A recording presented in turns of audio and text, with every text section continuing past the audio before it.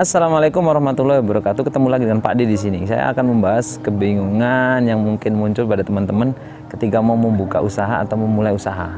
Mau usaha apa sih sebetulnya? Nah, teman-teman, pahami ini. Hidup itu cuman terdiri atas dua hal. Secara normatif ya, artinya secara formal. Yang pertama adalah keinginan, yang kedua adalah kebutuhan.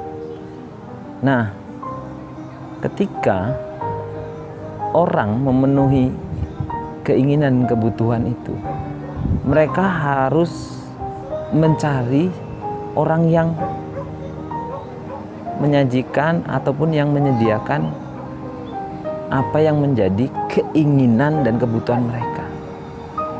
Nah, kemudian disitulah awal muasal atau awalan kenapa kemudian ada yang namanya usaha. Pahami ini dulu. Ini penting gitu. Jadi kalau misalnya teman-teman sekarang masih bingung, gak usah jauh-jauh. Sekarang teman-teman sehari-hari kebutuhannya apa? Terus apa sih bagaimana sih membedakan antara kebutuhan sama keinginan? Kalau yang namanya kebutuhan, teman-teman harus, ada kata harus di situ. Jadi misalkan teman-teman harus makan. Apa yang mau dimakan? Lalu muncullah penjual beras yang menjual beras untuk dimasak di nasi. Tapi kalau memasak beras tadi atau menanak nasi, apa yang dibutuhkan untuk menanak? Tentu butuh kompor, tentu butuh gas, tentu butuh selang, tentu butuh semua hal yang mendukung, butuh korek. Nah, ketika itu butuh itu kemudian muncul, maka teman-teman secara tidak sadar itu adalah peluang usaha atau peluang bisnis di kebutuhan manusia.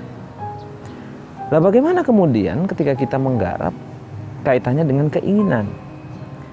Nah, ketika orang yang selama ini menanak nasi manual gitu, orang butuh pengen cepet, orang butuh pengen nggak ribet, nggak memindahkan dari satu panci ke panci yang lain.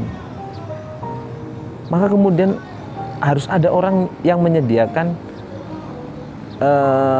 semua atau segala sesuatu yang untuk mewujudkan keinginannya orang ini, orang tersebut.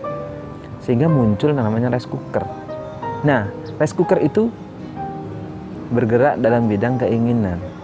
Artinya orang pengen masak tidak ribet.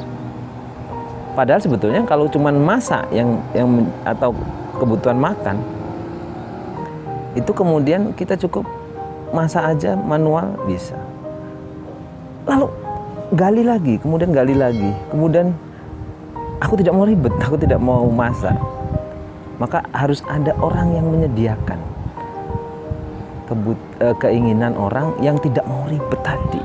Maka muncullah yang namanya warung makan. Bisnis itu hanya sesederhana itu. Temukan semuanya di sekitarmu, lalu jadilah orang yang menyediakan itu gitu. Maka teman-teman pasti akan menjadi seorang pengusaha atau pebisnis. Itu kita baru penyedia barang-barangnya. Bagaimana kalau kemudian kompornya rusak? Nah, akan kita bahas di video berikutnya. Bagaimana gurihnya atau nikmatnya bisnis jasa tanpa harus menyediakan barang. Sampai ketemu di video